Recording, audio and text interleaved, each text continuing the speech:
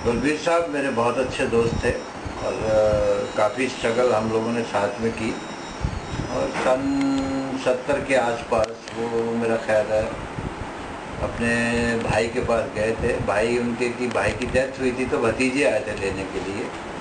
काफ़ी दिन तक वापस नहीं आए। फिर जब हमने पता किया तो पता चला कि साहब उनका काम भतीजों ने ही कर दिया और वो उनका मर्डर हो गया। ये सन 1970 के आसपास की बात है।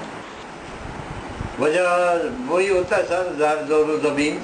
इनकी वजह ज़मीन थी और ज़मीन के चक्कर में वो मारे गए बेचारे। ये एक्चुअल मुझे गांव का नाम नहीं मालूम, लेकिन था पंजाब में ही। और इनके बड़े भाई साहब ने इनके नाम पे इनके पास काफ़ी ज़मीन थी, काफ़ी अच्छे खासे पैसे की ज़मीन थी। वो ज़मीन जो थी आधी बलबीर के नाम पे उन्होंने लिख दी थी। तो जब उनकी डेथ हुई, ये लोग वहाँ गए डेथ पे, तो भतीजों ने कुछ कहा होगा या कहा सुनी हुई होगी, तो उन्होंने वहीं उन्हें भी ख़त्म कर दिया। ये मेरा ख्याल है होशियारपुर के आसपास है, कोई अम्बाला जलंधर के बीच में कुछ गांव होगा।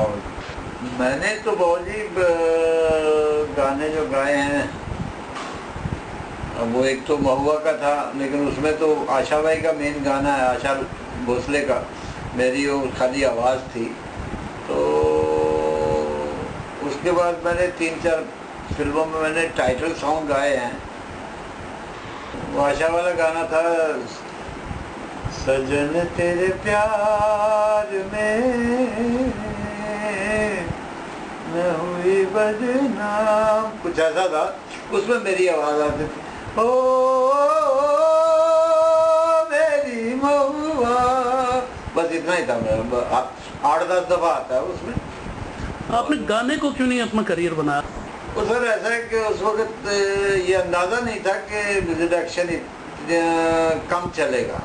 हमने हालांकि 100-125 फिल्में की हैं, लेकिन सोचा था कि एंड तक, क्योंकि म्यूज़िक तो एक ऐसी चीज़ है, समंदर है ये तो, जितना इसमें घुसते चले जाओ, उतने डूबते चले जाओ, उतना गहरा काम होता जाता है।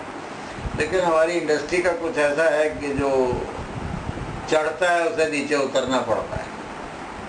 तो ये सोचा नहीं था कि कभी हमें एज ए सिंगर भी इंडस्ट्री में काम करना पड़ेगा, क्योंकि और लड़के बहुत थे, ताज़े ताज़े बच्चे आते थे, उनको हम गवाते थे, तो अपनी तरफ कभी ध्यान नहीं दिया। अब जाके याद आती है कि जब चिड़िया चुग गई खेत।